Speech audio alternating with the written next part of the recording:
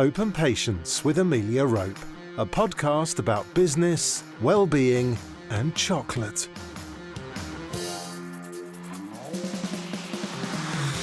Hello and welcome to our latest episode of Hope and Patience. It's a treat to have you here, and if you're new to the show, the hugest of welcomes. Just to give you the heads up, if you sign up to the H&P newsletter, you're in with a chance of winning one of our chocolate bars. So quick question, how many of you spend over the odds for your cosmetics, in particular your foundation? That includes you too, guys. It's an easy thing to do, don't you think? And does it even match your skin tone? I discovered recently that foundation is the most purchased product in the makeup industry, and finding the right one whose pigment blend works for your skin tone a challenge up until very recently. It's led me to our guest today, who saw a massive gap in the billion-dollar industry and one which she was determined to fill. Our guest is a trained makeup artist, a biochemist and founder and CEO of the multi-award-winning makeup brand, which was the first to develop a foundation for olive skin tones. Named on NBC's Today Show as one of the top 5 most disruptive beauty brands in the world, her fans include Adele, Michelle Obama, Margot Robbie, Rami Malek and Holly Willoughby, the host of ITV's This Morning show, who says celebrities can't live without it. Swept up by the world's largest beauty and health retailer, A.S. Watson, they're now rolling out to 250 locations in the UK, as well as launching in Dubai. So time to introduce our guest, Farah Naz, founder and CEO of EX1 Cosmetics. Hello and welcome to H&P, Farah. Hi, Amelia. Thanks for having me on. It's lovely to have you. So, Farah, can you tell us, how does a biochemist end up founding a makeup company? Well, it was something that I definitely didn't plan. It was something that I very much fell into, being at the consumer end of it all. So I was just, a very passionate beauty lover. I had slightly sensitive skin growing up, and I could just never find a foundation that covered my blemishes. And when I did, you would be able to see the foundation. It would really, really show. And fundamentally, it was either always too pink or too orange for my naturally olive skin. And I couldn't understand how in a billion-dollar industry where, brands were launching new mascaras giving you 85% longer lashes, how a product that is so critical in so many women's makeup bags was just completely being overlooked. And that's really what prompted me to innovate. I took a journey off to Milan in Italy, which is home to the best quality cosmetics in the world, and teamed up with a team of top European scientists. And it took 2 years of sort of blood, sweat and R&D to curate the range that we have today. But when you were studying biochemistry, did you know that you would end up in the world of makeup? Gosh, absolutely not. I've never been one of those people that plans my life particularly in advance. So this was just, I enjoyed biochemistry. I've always had a very curious mind. I think doing a degree in biochemistry really sort of satisfied my need to want to understand how the world worked. And, it was that same curious mind that was always asking questions about everything in life, and when I wasn't able to get the answers that I was looking for, that's when I just couldn't accept the status quo answer, which was that, well, that is just the way things are. And when the answers didn't really make sense, that's when I decided that I wanted to change things. And your story is a very interesting story, because you started the business up, then you put it on hold, and then you sort of regenerated it again. I mean, you were at a trade launch, 8.5 months pregnant, and the products were immediately picked up at that stage by retailers, including Fenwick. You were in 220 stores in the first 6 months, aged just 25. You then make a big decision to stop the business to raise your 2 children. How easy was this decision to make? And were you ever tempted to bring in a CEO to cover that time? Yes, I mean, I would say it wasn't a difficult decision to make, but it was a painful one because I'd already invested quite a lot of time and effort and just mental energy, and I was so passionate about the concept. But it wasn't a difficult decision in so much as I knew that having a young family, that was my priority. I'm very passionate about my business, but I think family is always first. I knew that if I was to sort of give that period of my life up, it would be a regret that I might have, and I didn't want to take that risk. So yes, even though we were thriving, I made the decision to park the business. And I think I got some comfort in the fact that I knew it was something that I was always going to go back to. So I wasn't completely signing it away. I hadn't completely buried it. I knew that I would at some stage go back. But you weren't tempted to bring in anybody to run it?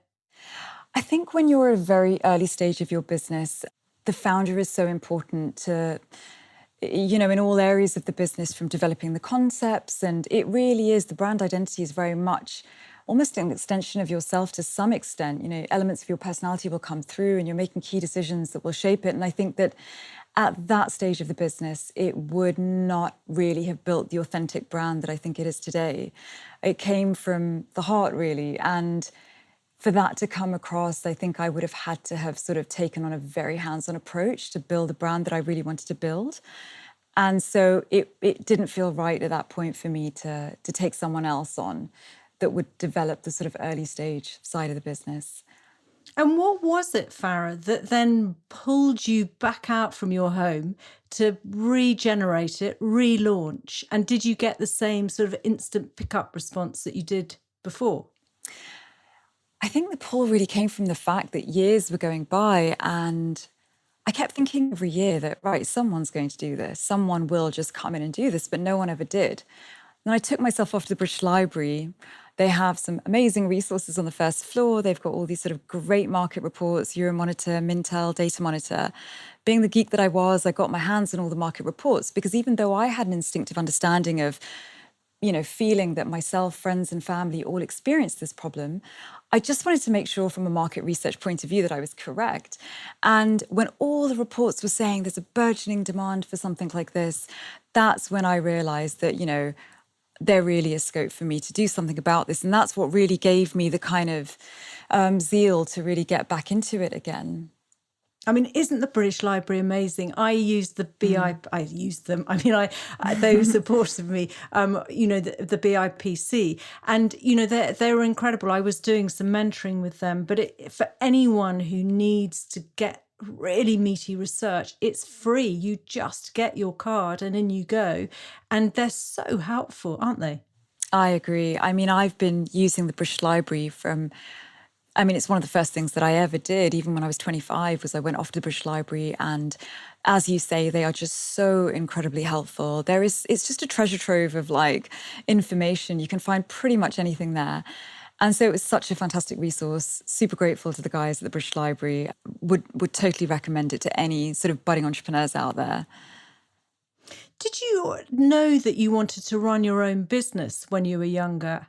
It depends how young we're talking. I think I've come from sort of, to some extent, a family of people that were entrepreneurial. My grandfather was an entrepreneur, though my father wasn't necessarily. What did your grandfather do? He was a businessman in various fields, a lot of FMCG. So he had a honey business. Oh, wow. And a lot of other businesses which were to do with all sorts of minerals and things like that. But he was very, very entrepreneurial.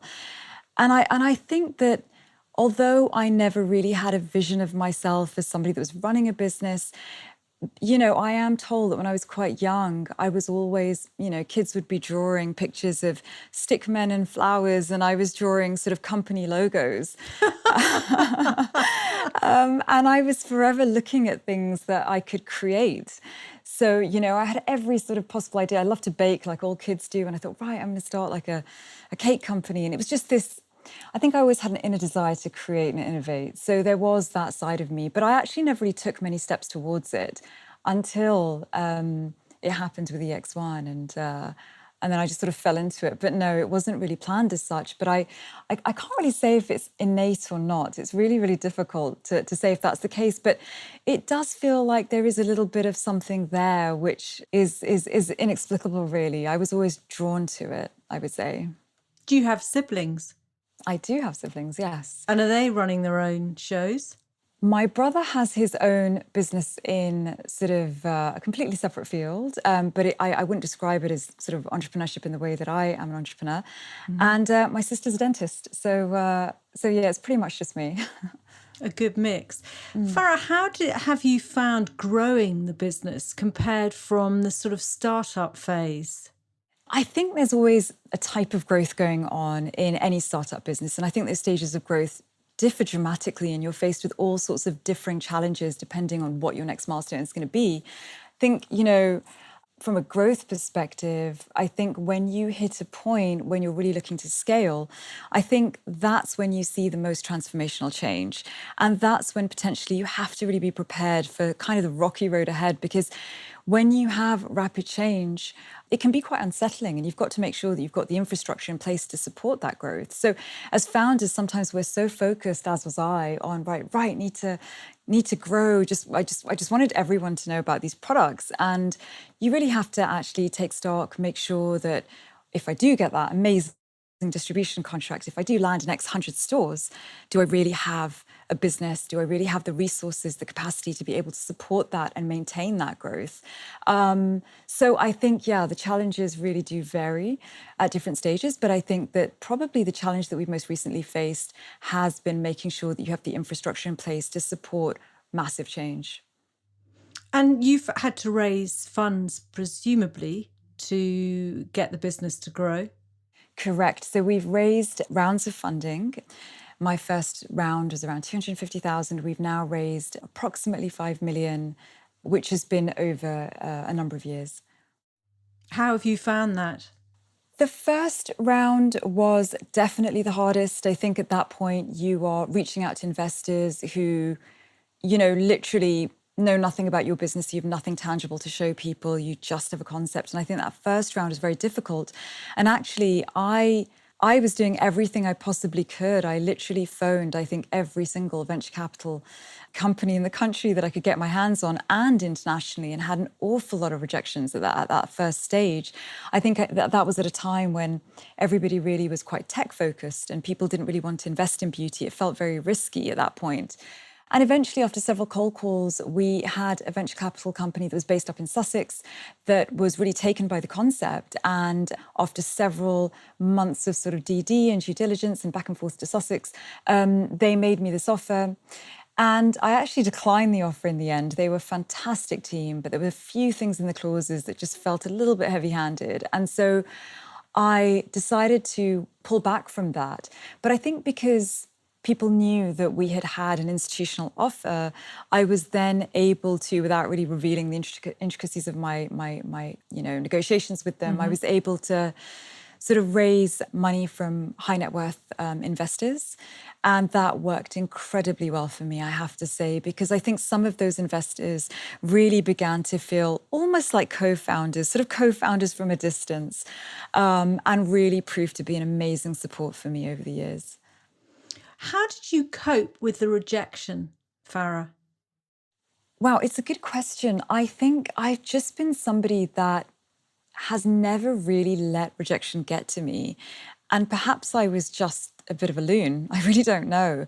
I would sort of take it, I wouldn't really take it personally. It always felt like, oh gosh, maybe I just didn't explain my concept well enough, or, this is just so exciting. Perhaps they don't really understand, or maybe it's not their space, but it never really wore me down. I was so passionate. I had this unwavering belief in the vision that I had. And I knew that I was going to find somebody that would support that vision. And so I was never completely deterred. It was exhausting. I'm not going to pretend that it wasn't a draining experience, because, nobody wants rejections. But at no point did I feel deflated to the point that I was like, right, I'm going to stop this. It had to be done. I was so passionate about what I was doing. I knew it was a question of time.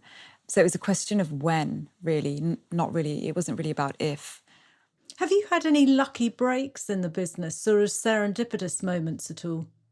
I am not a big believer in the concept of luck, to be honest with you. I know a lot of founders will say, they're probably a lot more humble than I am. I think they'll probably say that, yes, there are lots of lucky breaks. And I think, well, probably not, actually. I think that in some way, shape or form, you have to really create something which is, providing people with a value add. That's the first thing. I think what I've had is I've been really lucky. I would say, yes, lucky in the context that I've had some amazing people around me who I call my first movers, who really believed in the business quite early on, actually. And I am so eternally grateful for their support. And I'm so grateful that they could see my vision. And I wouldn't say it was pure luck that they saw it. I think that they understood my industry and they could see the passion that I had and they supported that. And I think it was that support that really helped the business to grow, and it really helped us sort of propel to the next stage. So I would say it was more of a supportive thing rather than a luck situation. But you did have a phenomenal pickup by sort of supermodels and A-listers. And that's down to product, I suppose. But you were potentially fortuitous that it landed in their hands. Yeah, that is true. We were selling at a venue at that time in Oxford Circus where it was getting picked up by, it had a very high footfall, and a lot of celebrities were going in and out of this store. And so, unbeknown to me at the time, actually, the word of mouth amongst the celebrity circuit was already out there. And I literally had no idea about this till I was sat in my, quite honestly, it was a 100 square foot office with one other member of staff, and getting a call from a major celebrity's team saying, she's in love with the product, can you bike some over? And of course, we were screaming at this point, saying, oh my gosh, how could this happen? And, the feedback that we got was that, the pigments that went into the foundation are actually very different to what's out there. And I think that really what got us noticed was this differentiating factor. And that's where all the disruptive element of the brand came in. We curated a range of gold and yellow pigments as opposed to the traditional pigments that all brands are using, actually. So we disrupted at the pigment level. And we sort of got pickup from celebrities, I think, because they could see that the offering was just distinctive, that when they'd put it on, it didn't look like anything else they'd used before. And that, I think, spread quite quickly, actually. There was one particular celebrity who actually I had, a conversation with in the end, and I didn't know any of them before this.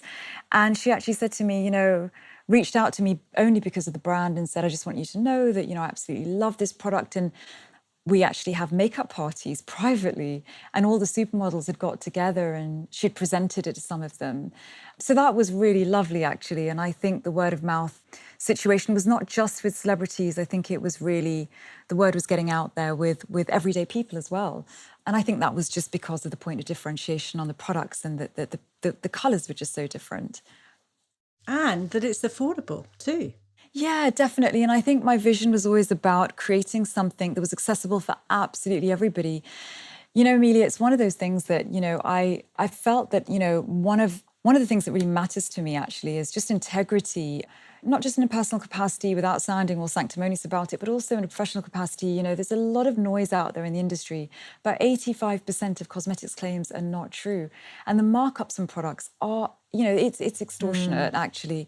And when I began to research the industry and actually looked at the difference in the cost between the highest end foundation and actually an average, what's known as a drugstore foundation, quite often they're coming from exactly the same place. It's not an urban myth. It's absolutely true.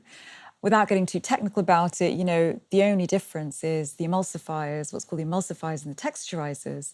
That equates to the difference of about €1. And we use the best of both. So actually at ingredient level, at the raw material level, we are extremely high quality. And I felt that that was something that I wanted to give back to people, because I just feel quite strongly that every person has got the right to really feel their best. Growing up with skin that, it wasn't awful, it was just somewhat a little bit sensitive. I knew what that felt like, and I wanted to give people the opportunity to feel their best on days where they wanted to feel like they needed a bit of a confidence boost. It would be great to hear, Farah, how you and your team have pivoted during the pandemic, because from what I understand, you were saying 96% or around that number of your sales are from in-store purchases with that sort of try it, touch it concept. How have you survived the pandemic? Well, prior to the pandemic, I think that was pretty much an industry figure for cosmetics, actually. And it's quite a hard one to believe, but that's what the latest market reports were showing, that 60% of all cosmetics are really sold in bricks and mortar outlets. And, like most other businesses, COVID was massively challenging. I think because it was so unprecedented, because it came from nowhere and nobody really knew the direction it was going to take. I was just extremely lucky because I have a phenomenal team, actually, that at the heart of it were just very entrepreneurial. And they were quite unflappable, actually, where they were not, they didn't panic, they didn't flap. All of us kept a super level head and just went into sort of strategy mode about how we were going to dig a hole out of this. And we just took a very measured approach. No one really panicked. We sort of look back and think, wow, how do we navigate that situation? Because at the end of it, we actually thankfully came out quite well. I think because the product is, the foundation, sort of our hero product is a 1250 foundation, we actually found that a lot of people were pivoting from higher end brands to our product. So there was that element that did make that difference. But yes, it was challenging, to say the least. But we're just very, very fortunate that we survived and that we were still able to grow. And I am very grateful for my team, actually, because it was one of the most testing times, I think, like most businesses, for us as well. It's interesting because the founders that I've been talking to over the pandemic, I mean, maybe it's the industries, but it's a total cross-section of industries, have said there have been upsides where they've seen, really good uptakes of their business. And then other areas of their business have sort of just parked up while the pandemic's going on. But luckily, they've sort of balanced out. So it's interesting to hear that. Farah, you've said that you're a big believer in creating businesses that are painkillers, not vitamins. Would you tell us a little bit more about that belief? I think fundamentally, I'm not a big believer in saying, right, I want to start a business. Anyone got any good ideas? I just don't think that's what business is about. I think that it's about how can you add value and how can you solve a problem today that a large number of people are facing? And if you face that problem and you instinctively have an understanding for it, and you know that a lot of other people are facing that problem, and you think you can make that problem go away or you can reduce the problem, and there's a value add for people, that's where I think really successful businesses lie. So for me, those are the sort of businesses which are must-haves, not nice-to-haves. And I would say that, vitamin businesses are more nice to have, and maybe some nice-to-have businesses are the ones that unfortunately, at times like a pandemic, may not be able to weather a storm. But those must-have products or those must-have services that really add value to someone's life, those are the ones that I think founders really get behind and are most passionate about because they're so necessary and they're so important. What skill set would you say that you've required to build and grow EX1? I'm not sure if being a loon is a skill set. I don't think you're a loon. Somehow, Farah, I really kicked that one out of the bucket. Thanks, Amelia. Deluded? No, I think to be honest, you just have to really have this absolute unwavering belief in a vision. I think you have to just have massive amounts of passion. And I think when you have that, there is a certain resilience that comes with that, because when the going gets tough, you always, pivot back to your vision and you think, right, but hold on, why am I doing this? Oh, yes, I'm doing it because this could really be game-changing for so many people. And that's really the motivating force. So I think that the skill, I don't know if it's a skill, I would just say bags of passion, probably being a bit strong-willed. I'm not sure if that will comes from the fact that I'm so passionate about what I do. But I suppose as well, just being somebody that's quite creative. I'm not one to accept the status quo. I will always ask questions about absolutely everything. I mean, I can just sit there driving myself mad, Googling, questions that come into my head. But, I definitely do believe in asking questions. I think questions drive change. And I'm not sure if that equates as a skill, but probably those are the two things that I did, which got the business to where it was. Talking about change, how do you as a business support climate change and sustainability? Because there must be quite a bit of packaging, though it's far from single use. Yeah. So we don't have any secondary packaging with any of our products because we feel they're completely unnecessary. I think it is very much a priority for us. And as time goes on, we're building out plans as to how we can become more sustainable. We certainly do have certain values that we hold very dear. You know, we've been vegan right since I started. I'm personally not vegan myself at all, but I wanted to build something that was vegan and, you know, completely cruelty-free. We've turned down, well, I've personally turned down very lucrative contracts in countries where animal testing is required by law. And at that time, it was, you know, those offers felt quite large because we were quite small. But it does come back to the fact that, you know, you have to, I wanted to build a business where I could sleep at night. So I think, yes, you know, we have retained certain values that are dear to us. And, you know, cruelty-free, being vegan, and actually sustainability is something that we are really looking at how we can constantly improve in that area. How would you say that you cope out of your comfort zone with sort of uncertainty? I think uncertainty is just at the heart of any entrepreneurial business. I mean, you are very much in uncharted territory. Pretty much, honestly, every single day you're faced with something new. And that comes back to the fact that, especially when you're going through a lot of change, that's normal. I remember, you know, talking to a friend a while ago and saying, gosh, I'm constantly putting out fires. And she said, oh my gosh, is everything okay? And I said, yeah, everything's absolutely fine. It's just part and parcel of that growth. And actually, if you don't have those challenges and you don't have that uncertainty, then something might not be going in the right direction. So I think as time goes on, you sort of learn to live with it, actually.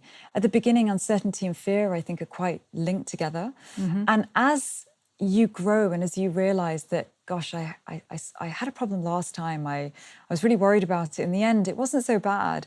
It does give you the confidence to say, right, you know, I'll get through this. And you just get better and better at it. And I think the trick is really, I always say it's about, you know, running a business, especially one like this, is you get incredible highs and then you get incredible, I don't want to call them lows, I'd say incredible. No, but you do, yeah, there are dips for sure. Yeah, I like to call them incredible highs and incredible challenges, probably is the best way of saying it. And I think the trick is to never get really excited when things are going well and to never get too sad when things are challenging. And you have to sort of balance your emotions, so you're sort of cruising in the middle. And I think if you can maintain that balance and that measure in the long term, it's less of a roller coaster.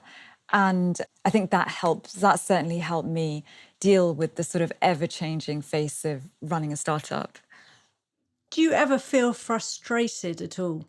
Oh wow, yeah, absolutely. I mean, I'm told by my team that I'm extremely calm and I'm very, very laid back as a person, and most of my friends and family would describe me the same way.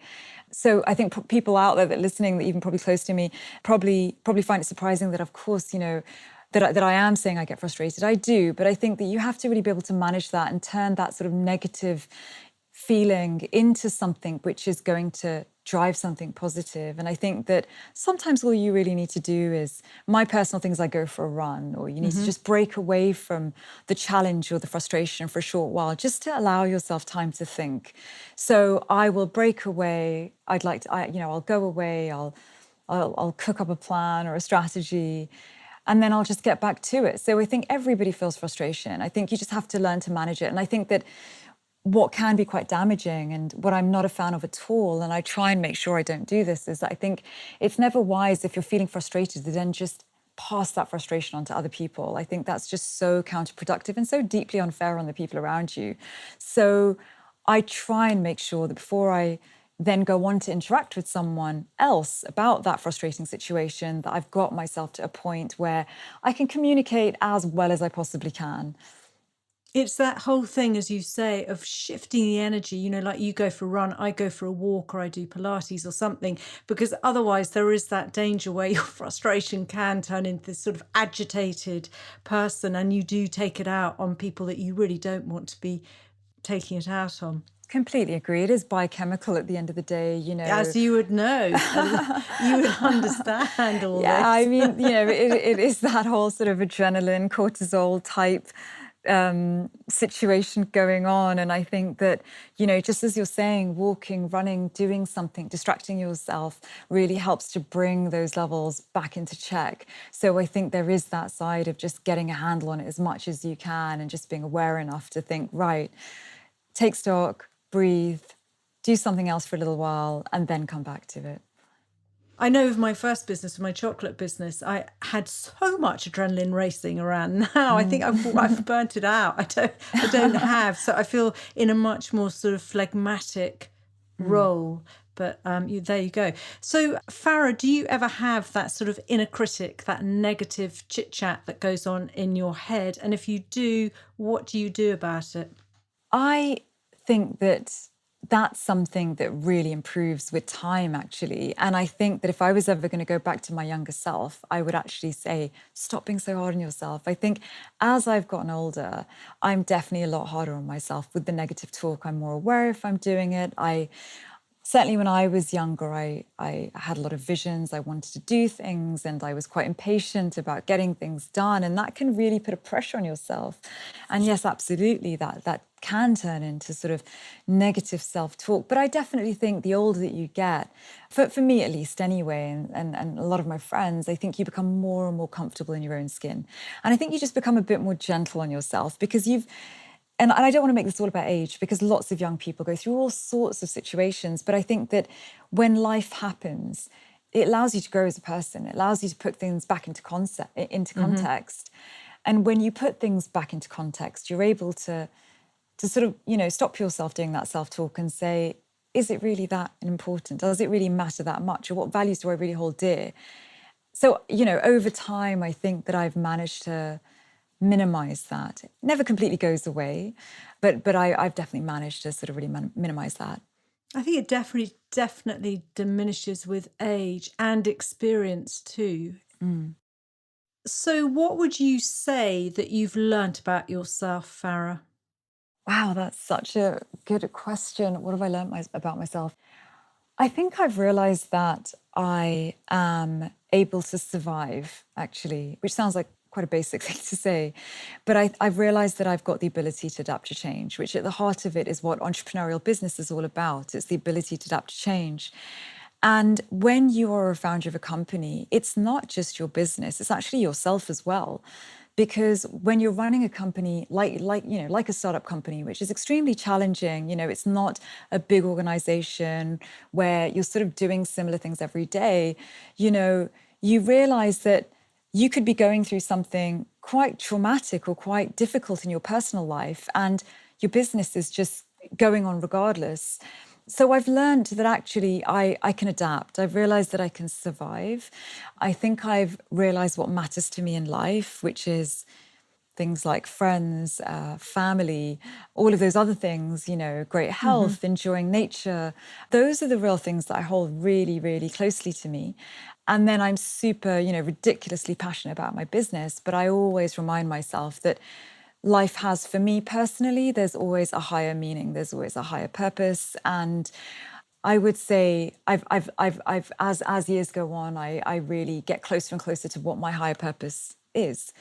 And what are the values that I really hold dear. So I think I've been able to identify those more closely. And what do you feel your higher purpose is at this stage, if you're happy to share that?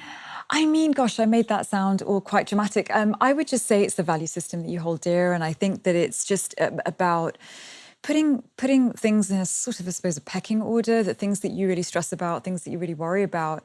My business is my baby, but actually, family, friends, those are the things that I think I truly value the most. And it's about finding time in your life to do things that, things that really, really energize you.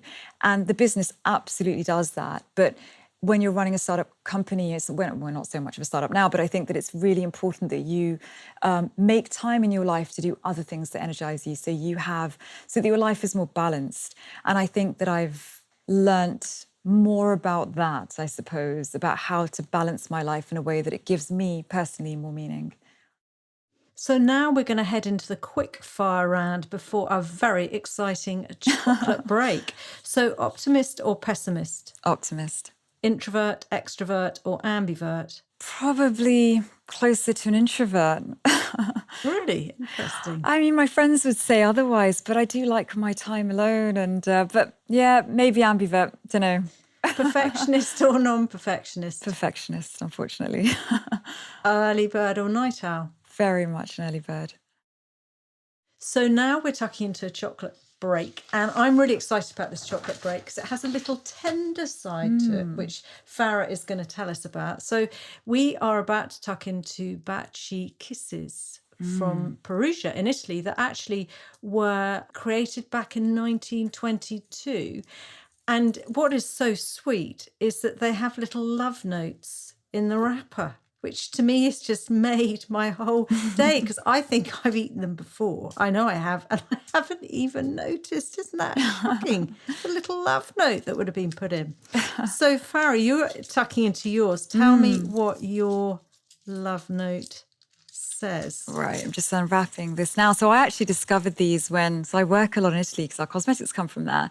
So that's when I discovered Baci, and I absolutely adore them. So this little note says, "One of the greatest comforts of life is friendship." And that's a quote by somebody called Alessandro Manzoni. How lovely. Mine says, "It's high time to rekindle the stars" by Wolfgang Goethe. That So sounds that's quite really deep. That sounds very I deep. don't quite know what it means, but that I'm does happy sound to quite rekindle. profound. It sounds quite exciting in my book. does. Right, I was just about to get distracted and bite into this. So while I'm biting into it, would you share with us what the words success and failure mean to you at this stage? Wow, failure, I think, means lots of things to lots of people. I'm not really sure I ever really say that I failed. I think I sort of live in a denial a little bit. I think that it's really about, picking yourself up and starting again. I think if you are able to do that, then you've never really failed because you were able to keep going. And I think by keeping going, that is very much the definition of working towards success. I think success from a business context really varies a lot from people to people. It could be just getting your brand out there or hit a distribution milestone.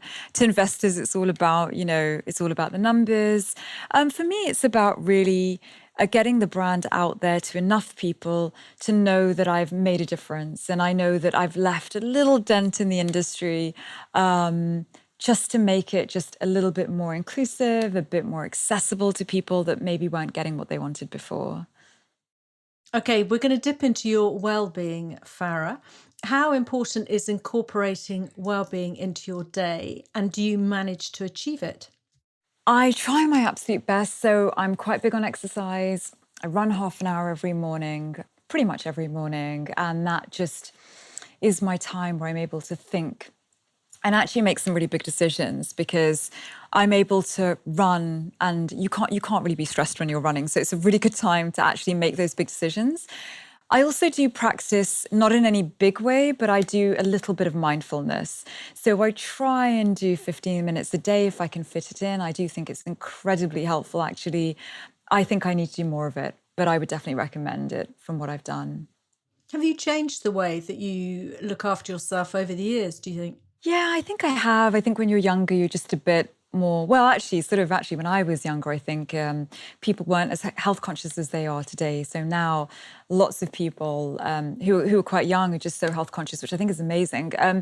Yeah, I think as time's gone on, I've always been relatively health conscious, but I think I've incorporated a lot more exercise, and the mindfulness is kind of new as well. And you're what? You're in your 40s, are you? I am in my 40s. So just to backpedal a bit, you set up the first side of the business in your 20s. Yeah. So what was the date when you sort of pepped it all up and relaunched it? 2000 and... So we relaunched the business back in 2014. And it was April of 2014. We launched on lookfantastic.com as our first retail partner. What would you say triggers your stress, and how does it affect you physically, mentally, spiritually? I think when you're running a business, I think anything can trigger stress. I find now that stress in my life comes less from the business, actually, and more if, like anybody, you have more of a personal situation. If a friend or a family member is affected by something, I think that stresses me out far more than the business ever will. But over time, I've really learned to deal with stress. I think, again, maybe I don't know if it's age or if it's just experience, but you do realize that actually stress can be quite unproductive. Worry is equally or much more unproductive. I've learned lots of techniques to deal with stress, like I keep mentioning the running, but I do find that incredibly helpful. So I think stress can come from so many different sources that it's just good to have a few tricks up your sleeve as to how to deal with it if it does happen. And would you share with us any other tricks up your sleeve Wow. that you have to hand? I think probably really I'm a believer in living in the moment, actually. I think that, when you wake up in the morning, I try and first of all look forward to the day and think, what am I going to achieve this day? What can I do in the next 24 hours, which is actually going to drive some change? And also, I think it's important that, as people, we spend so much of our time, worrying about issues of the past, and we're so fearful of the future that actually we carry all those burdens today. And I think that if we're able to compartmentalize just today and not worry about the issues of yesterday and not worry about the fears that we have tomorrow, it really allows you to perform much more successfully. So I think that a way of looking at it is to sort of compartmentalize the day and really live in the moment and be present. Do you ever have problems with sleeping at all? I do have problems with sleeping, I think, like pretty much everybody. It hasn't been huge, but I think I've gone through phases where it was more of a problem. But if I'm quite honest, I spend an awful lot of time in Italy, where they have literally probably the best coffee in the world, I think, or to my experience. And I think I was just massively overdosed on really good coffee. And is that because your products are made in Milan? Are they made? They are made in Milan. They aren't are. They are made in Milan. So Italy is sort of like a home away from home for me. So I visit the labs quite a lot out there and spend an awful lot of time out in Milan, which I can't really complain about because I absolutely love Italy and Italian people are just amazing to be around. So yeah, I picked up my coffee habit there, and I think that probably led to my insomnia. Yeah, because the other chocolate that Farah suggested was coffee pockets, which are amazing little shots of coffee. And yes, Milan is amazing place. My foil supplier for my chocolate bars used to come from a little artisan in Milan, and so any excuse to fly out there, I was on a plane. Definitely. So on the sleep side, though, what do you do if you can't sleep? How do you reset your clock? Or do you get up and just start the day early? Yeah, I don't know if it's sort of the scientist in me. I get quite practical, actually. So I make sure that the curtains are drawn. I make sure that I'm not having coffee after sort of, 2, 3 p.m. I do take magnesium, which I find is an amazing sort of mineral to help you relax.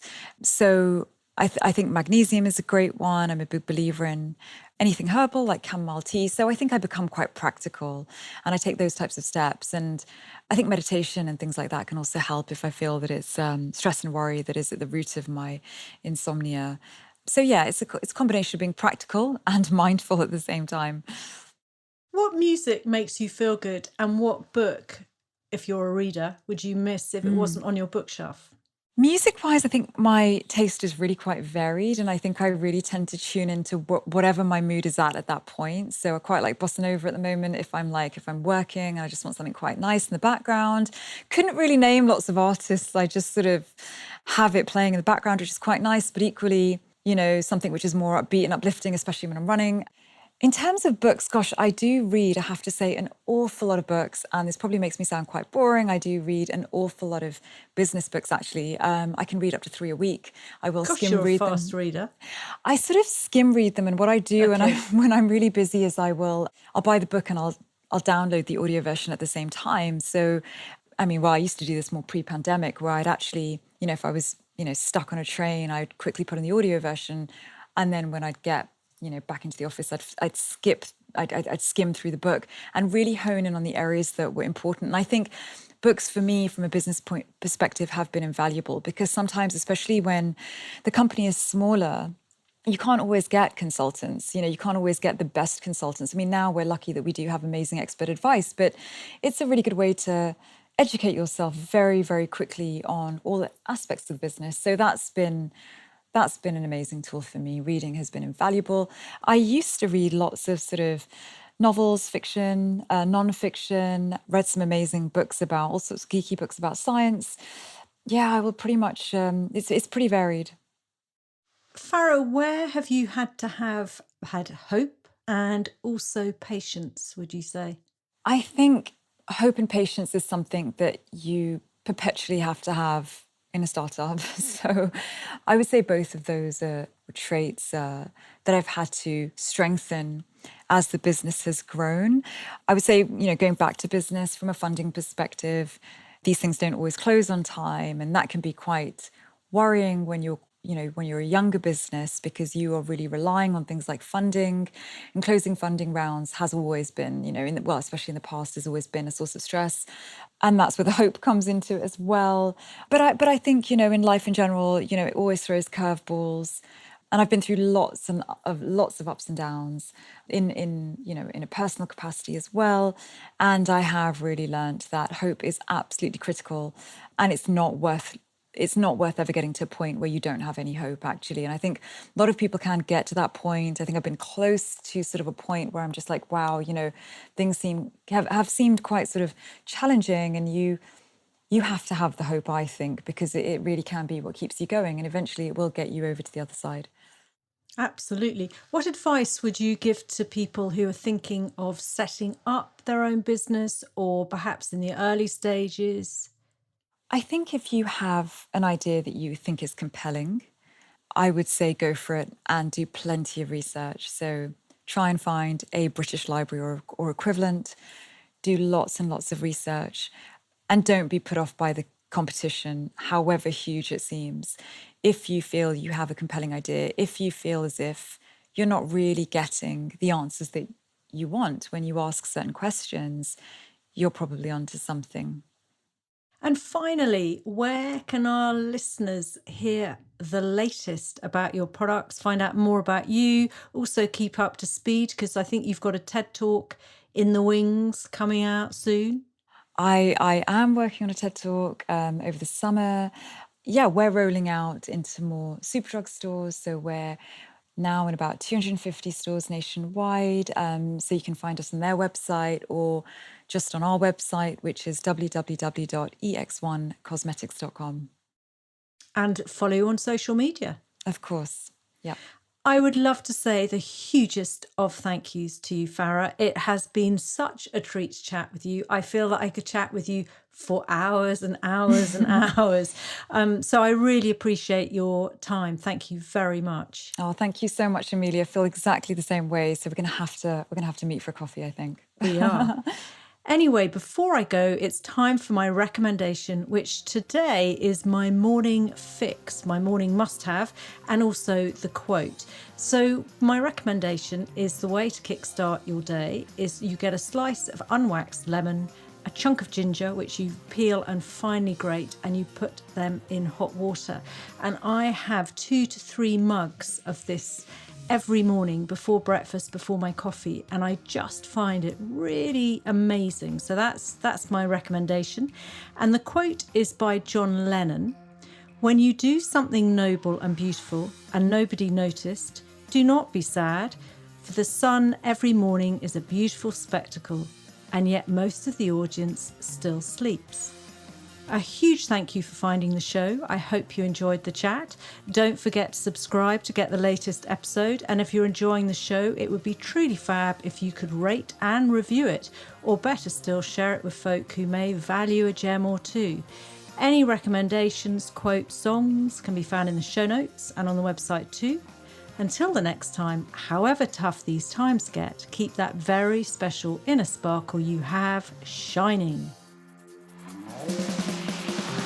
Hope and Patience with Amelia Rope.